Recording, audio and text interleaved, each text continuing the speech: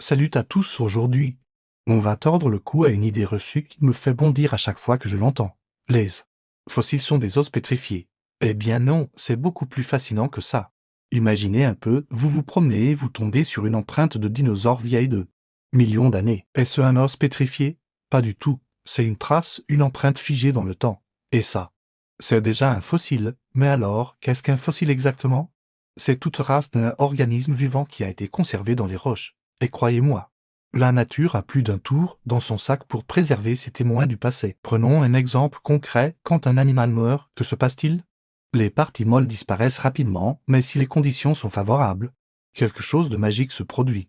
Les minéraux présents dans le sol vont progressivement remplacer la matière organique, molécule par molécule. C'est comme si la nature faisait une photocopie en 3D, mais avec des minéraux. Et ce n'est pas tout. Les fossiles peuvent prendre des formes incroyablement variées. Vous connaissez l'ambre? Ces magnifiques pierres dorées qui emprisonnent parfois des insectes?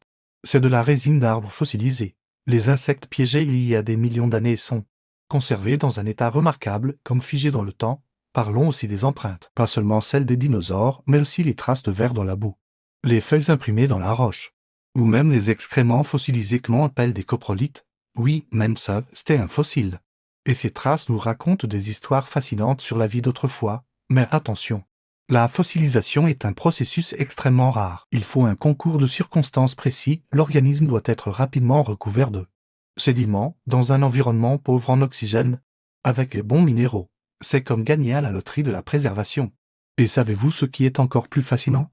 Certains fossiles conservent des détails microscopiques. On a retrouvé des plumes de dinosaures avec leur couleur d'origine, des embryons dans des œufs fossilisés et même des traces de tissus mous.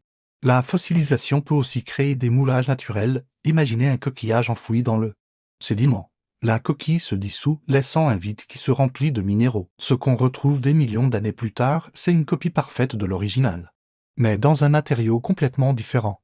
Chaque fossile est comme une pièce d'un gigantesque puzzle qui nous aide à comprendre l'histoire de la vie sur Terre. C'est grâce à eux que nous savons que les dinosaures avaient des plumes, que certains mammifères sont retournés vivre dans l'océan, ou que les premiers arbres ressemblaient plus à des fougères géantes qu'à nos chênes actuels. Et vous savez quoi?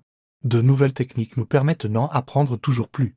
Les scanners CT, similaires à ceux utilisés dans les hôpitaux, nous permettent de voir à l'intérieur des fossiles sans les endommager. On peut même reconstituer le cerveau d'animaux disparus en étudiant l'empreinte qu'il a laissée dans leur crâne fossilisé. Alors non, les fossiles ne sont pas que des os pétrifiés. Ce sont des trésors qui nous racontent l'histoire de la vie, des capsules temporelles qui ont traversé les âges pour nous parvenir. Chaque fossile est unique et précieux, témoin d'un monde disparu qui continue de nous émerveiller. Si cette vidéo vous a plu et que vous voulez en apprendre davantage sur ces fascinants témoins du passé, n'hésitez pas à vous abonner à la chaîne Les Secrets du Crétacé. Laissez-moi vos questions en commentaire.